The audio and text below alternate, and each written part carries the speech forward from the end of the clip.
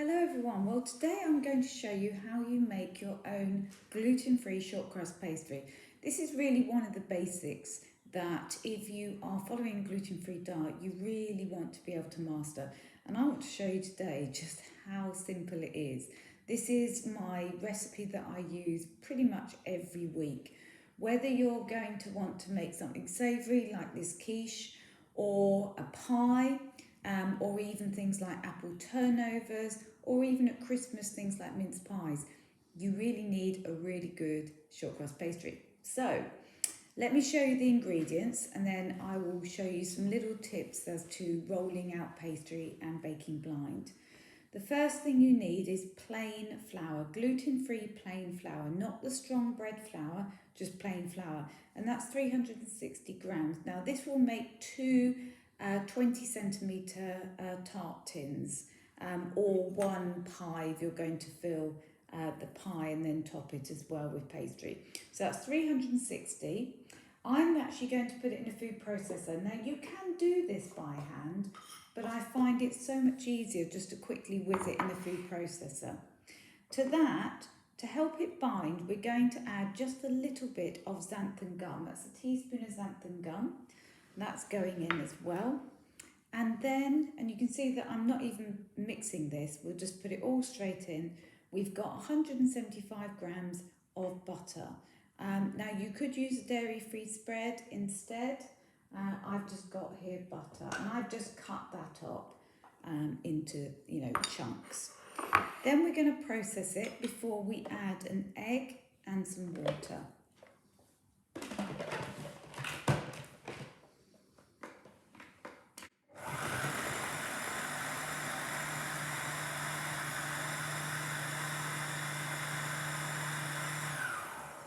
You don't have to process it very long, it's really just so that it's breadcrumbs.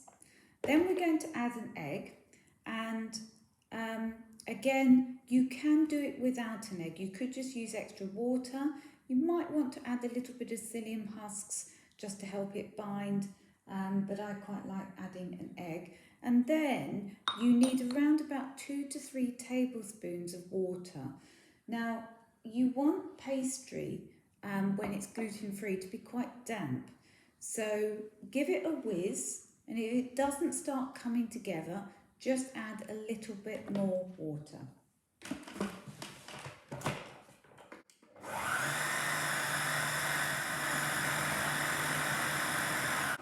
Now you can see it's just starting to come together, still a little bit dry, so I'm just going to add just a splash more. And this is really the best way to do it, just experiment until it starts coming together.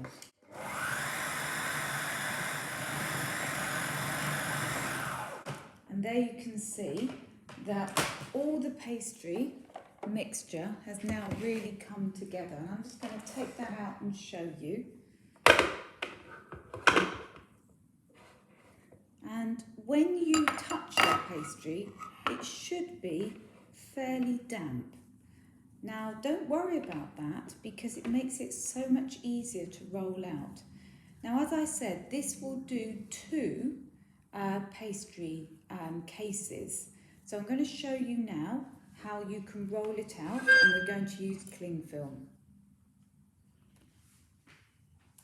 So here's my pastry. Now, because this is all of the pastry, I'm actually going to just cut it in half and just put one of them to one side. Now, with the pastry, I find it actually easier to roll it out straight away without chilling. Just flatten it down with your hands like so. You can see here, this is cling film. So we don't use any flour at all. We're just using cling film. So I've got my sheets of cling film on the base, and now I'm just going to top it with another sheet of cling. Now, depending on what you're going to roll it out for, whether it's a pie dish or individual tarts, will depend on how big you want it. First thing to do with your rolling pin is just press it down all the way across. The nice thing about gluten-free pastry is that you won't necessarily have the shrinkage that you would normally because there is no gluten here. And then you can roll it out. Now normally with pastry you would turn it a quarter of a turn. You can do that to help you create a more rounded pastry, but you don't actually need to. So if you make a mistake, it's easy just to screw it back up and re-roll it again. Now, I'm going to use this to line a a pastry case. So the first thing you need to do, and this will be an 8 inches, 20 centimetre, is just to make sure that it's large enough to fit on your pastry. So I'm going to place it on there, and you can see I've got a nice ring. So that's about the right size. So now I'm going to just take off that cling that you can see there, like so. And what I'll do is I'm going to lift this up with the cling, like so. Put my tart dish down, and then I'm going to just fold it in using the cling. You can see the cling is still there. And then just line it in position, press down like so. Just use that cling to help you. And then once you've got it in place, and just press it right down like so, then you can take off very, very carefully, because remember it will be slightly damp. Just take off that cling like so. So let me show you the rest of how to do the pastry.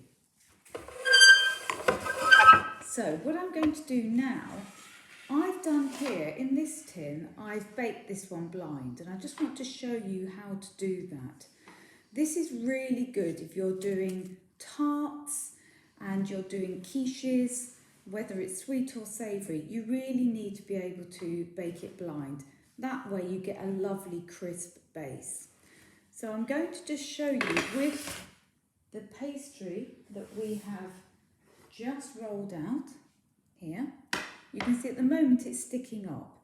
So I'm just going to press that down, and then I'm going to take my rolling pin, I'll just move that out of the way, take my rolling pin and just press all the way along, backwards and forwards, and that will cut off any excess. Now at this point, and I'll just show you that, at this point, if you felt that there were gaps or any little areas that were a little bit thin, just take some of that pastry and just place it into the base.